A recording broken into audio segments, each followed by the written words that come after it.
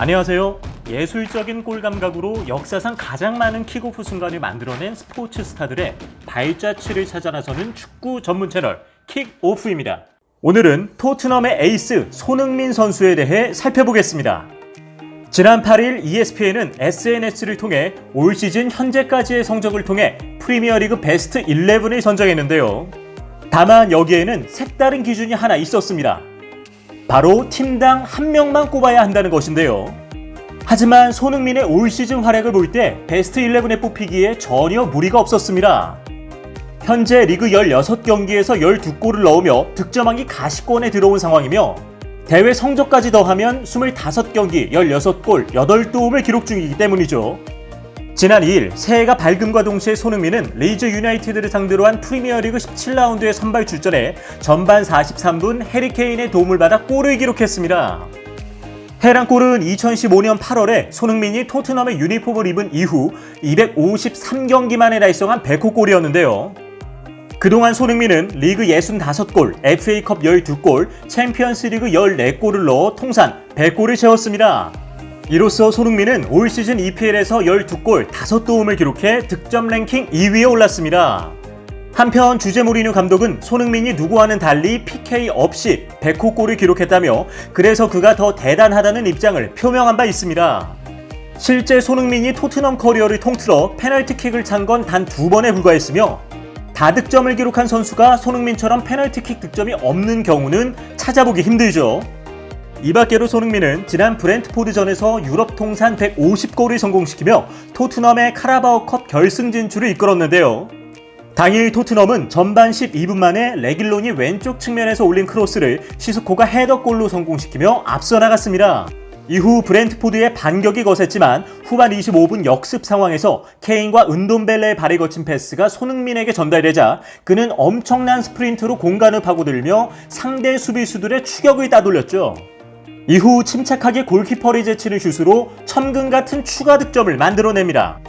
4월에 치를 결승전에서는 손흥민에게 6골을 내준 맨체스터 시티와 맞붙기 때문에 득점 경험이 많은 손흥민으로서는 더욱 자신감 있는 경기를 펼칠 수 있겠습니다. 동북고에서 16세 대표팀으로 뛰던 손흥민은 개인기와 기본기 그리고 슈팅력까지 갖춘 최적의 조커로 활약했습니다. 이뿐만 아니라 특유의 긍정적 성격과 웃음으로 인해 동료 선수들과도 잘 어울렸다고 하죠. 그해 손흥민은 아시아 축구연맹 16세 이하 챔피언십에서 4골을 넣어 팀을 준우승으로 이끌었습니다. 그리고 당해 9월 대한축구협회의 우수선수 해외 유학 프로그램 6기생으로 함부르크를 향합니다. 이때부터 손흥민의 경기력이 일취월장하게 되죠. 손흥민이 독일에 머무르는 동안 독일 분데스리가 레버쿠젠을 담당하는 한 기자는 손흥민을 향해 내가 40년간 축구 담당 기자를 맡으면서 본 선수 중에서 손흥민의 품성이 가장 좋다고 밝힌 적도 있죠. 어린 시절부터 손흥민은 호날두를 자신의 우상으로 꼽았습니다. 그는 한 인터뷰를 통해 호날두는 많은 것을 배울 수 있는 위대한 본보기이자 진정한 슈퍼스타다. 어릴 때부터 정말 존경했다. 현역 생활을 마칠 때까지 호날두는 내 우상일 것이다 라고 말했습니다. 그런데 손흥민이 정말 이 말을 실천했을까요? 정답은 그렇지 않다입니다. 손흥민은 호날두가 컨디션 난조 등을 이유로 한국 방문 당시 노쇼 논란을 일으킨 뒤 얼마 지나지 않아 그를 인스타그램 팔로잉에서 조용히 제외시켰습니다. 반면 호날두의 팔로잉은 유지되고 있었죠. 그리고 새로 마팔한 친구가 생겼는데 그는 리버풀 공격수 피르미누였습니다. 한마디로 호동생을 탈퇴하고 새 친구를 사귄 셈이죠. 독일의 트랜스퍼마켓에서 현재 축구선수의 가치를 살펴보면 손흥민은 9천만 유로로 16위에 위치해 있습니다.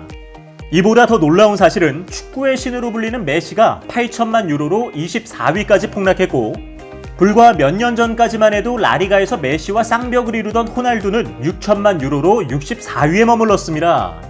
몸값 때문에 목에 힘주고 벤치를 지키던 호날두가 이제는 손흥민에게도 못 미치는 수준이 되었는데요. 언제까지나 최고의 자리에 머무를 수 없다는 사실을 미리 알았더라면 노쇼 사태는 일으키지 않았겠죠? 2019년 11월 4일 에버튼과의 리그 11라운드 원정 경기에서 손흥민은 상대팀 선수 안드레 고메즈에게 백태클을 했습니다. 고메즈는 손흥민의 태클에 의해 넘어지면서 세르지 오리에 선수와 재차 충돌하며 발목 골절을 당하고 말았죠. 이때 손흥민은 머리를 감싸며 믿기지 않는다는 듯 계속해서 울었습니다. 그가 충격에서 헤어나오지 못하자 에버턴 선수들까지 다가가 그를 위로했었죠. 그럼에도 불구하고 정신을 차리지 못한 손흥민은 스태프의 도움을 받아 경기장을 빠져나갔습니다. 이후 상대팀의 주장인 시무엘 쿨먼이 직접 라커룸을 방문해 손흥민을 다시 위로할 정도였는데요. 당시 해외 언론들은 자신의 실수로 인해 마음 아파하는 손흥민의 모습을 보며 일부 교만하고 이기적인 프리미어리그 선수들과 그의 인성을 비교했습니다. 그리고 고메즈 부상 트라우마로 인해 힘들어한다는 그 자체가 손흥민의 인품을 보여주는 것이라고 평가했죠. 즉, 경기 도중의 실수는 누구나 할 수 있지만 그것에 대해 반성하는 것은 선수 개개인의 인품에 달렸다는 것입니다.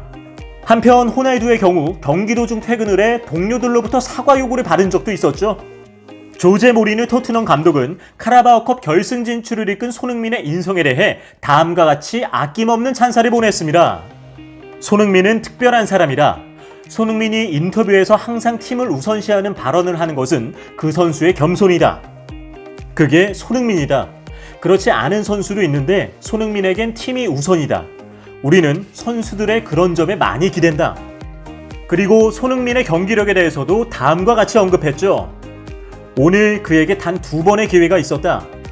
처음에 좋은 발리슛을 한 것은 들어간 줄 알았는데 잘못 봤다. 밖으로 나가더라. 그 다음 그는 경기가 어려운 상황에서 골키퍼와 맞섰다. 상대는 애를 썼지만 손흥민은 경기를 끝냈다. 이처럼 손흥민은 적은 기회와 어려운 상황에서도 골을 기록하는 선수로 평가받고 있습니다. 최근 영국 신문 인디펜던트는 빅리그에서 올 시즌 10골 이상 넣은 선수들 중 지난 5년간 유럽 최고의 피니셔로 손흥민을 선정했는데요. 그럼 어떤 근거에 의해 손흥민이 선정되었을까요? 이는 기대 득점 대비 넣은 골수를 비교한 통계를 살펴보는 방식인데요. 기대 득점이란 실제 득점의 득점 가능 확률을 반영해 매긴 수치인데 여기에는 슈팅 위치, 어시스트의 질 등 요소가 반영되죠. 예를 들어 문전에서 손쉽게 발만 갖다 대 득점한 건 0.96골, 난이도 높은 중거리 슈팅으로 인한 골은 0.12골로 계산합니다. 즉 기대 득점이 낮을수록 어려운 상황에서 골을 성공시켰다는 것을 의미하죠. 손흥민은 61골을 넣었는데 기대 득점은 42.4골로 기대 득점 대비 실제 득점이 44.41%로 1위였습니다. 손흥민의 동료 해리 케인은 21.33%로 2위, 축구의 신으로까지 불렸던 메시는 21.31%로 3위였습니다. 이들보다 손흥민의 수치가 2배나 높았다는 것은 그만큼 고난도의 슈팅에서 성공 비율이 높았다는 것으로 해석할 수 있습니다. 믿기지 않은 일이지만 손흥민은 현재까지 12골 5도움을 기록해 리그 득점 순위 2위에 랭크 중인데요. 1위인 살라가 PK로 넣은 골이 5골이나 된다는 점을 감안하면 진정한 득점왕은 필드골만 넣은 손흥민이라고 해도 과언이 아니죠. 또한 유효 슈팅 비율도 개인 최다골을 세운 2016-17 시즌에 비해 20% 가까이 올랐습니다. 덕분에 차범근이 세운 한국인 유럽 축구 최다골 121골 기록은 이미 깨고 파울리노 알칸타라가 세운 아시아 최다골 369골에 도전하는 중이죠. 금상첨화로 손흥민은 프리미어리그닷컴에서 진행 중인 12월의 버드와이저 골 후보에도 올라 있는데요. 손흥민은 이미 번리전 70m 질주골로 푸스카스상을 수상한 바 있죠. 이를 통해서도 그가 얼마나 난이도 높고 멋진 슛을 구사하는지 짐작할 수 있습니다. 따라서 프리미어리그 득점왕도 꿈이 아닌 현실이 될 가능성이 충분한 것이죠. 손흥민의 인품은 경기장 밖에서도 확인할 수 있는데요. 고향 땅인 강원도 춘천에 자신의 이름을 딴 손흥민 체육공원을 조성하는 중입니다. 축구 꿈나무들을 지원하고 지역민을 위한 편익시설까지 제공하는 것이 목적이라고 합니다. 손흥민 체육공원이 완공되면 제2의 손흥민을 꿈꾸는 유소년 국제대회를 추진하는 한편 지역 주민의 여가 공간으로도 활용하게 됩니다. 이 밖에도 손흥민은 운동과 학업을 병행할 수 있는 축구 대안학교를 설립할 예정입니다. 또한 강원 산불 피해 돕기 성금으로 1억 5천만 원을 기부한 적도 있죠. 게다가 육군 위국 헌신 전후사랑 기금으로 1억 원을 기부하는 등 고향에 대한 각별한 애정을 보여왔습니다. 나라 안팎에서 국위를 선양하고 이웃사랑을 실천하는 손흥민에게는 앞으로 2가지 숙제가 남아있는데요. 빅클럽으로의 이적 여부와 전성기 지속을 위한 체력 관리가 그것이죠. 그 결과 그의 선택과 노력에 따라 크게 달라질 것이기에 국내외 많은 언론들이 향후 그의 귀추에 대해 크게 주목하고 있습니다. 하지만 이에 부담을 가지지 않고 지금까지 해온 것처럼 꾸준히 목표를 향해 간다면 그 어떤 기록도 달성할 수 있으리라 믿습니다. 손흥민, 당신은 이미 진정한 리그 득점왕인 거 아시죠? 지금까지 명실상부 토트넘의 에이스 손흥민 선수에 대해 살펴보았습니다. 오늘의 주제와 관련하여 더 궁금하신 점이 있다면 하단 고정 댓글에 있는 오픈 채팅을 사용하여 언제든지 문의해 주십시오. 저희 킥오프는 더욱 흥미로운 내용으로 여러분께 다시 인사드리겠습니다. 시청해 주셔서 감사합니다.